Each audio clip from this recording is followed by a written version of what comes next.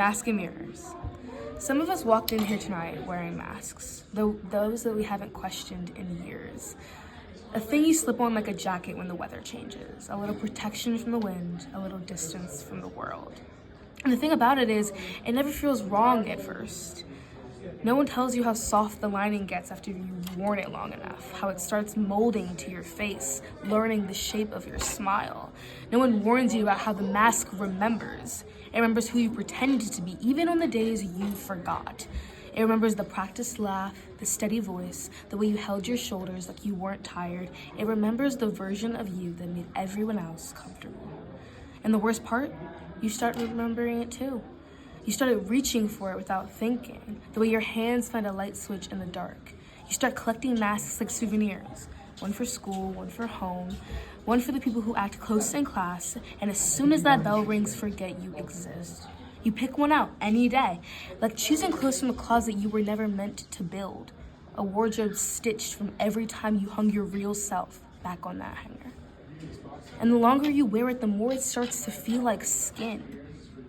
Warm, familiar, not dangerous, just easy.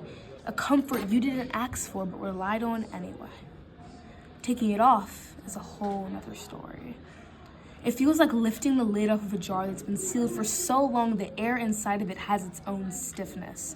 Your grip unsure, the glass cool and stubborn beneath your hands as you try to twist it. Slowly, deliberately, almost hesitant. As if the silence might spill out too quickly.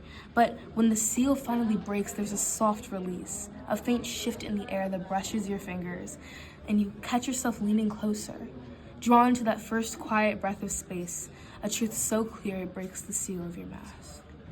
The first time I peeled off mine, it felt cold. Not that kind of cold that bites, the kind that exposes. The kind that makes you aware of every inch of your own skin. The kind that whispers, the kind that knows it was never meant to hold someone made by the light. And you know, craving it back is normal. The warmth, the weight. But the most important thing to remember is the lies. The lies that felt so much safer than the truth because the truth is raw. It shakes, it stumbles, it doesn't know what to say, and some people only know how to love you when you're wearing that version of yourself. The version of yourself that makes their world easier, but never once made yours worth living in.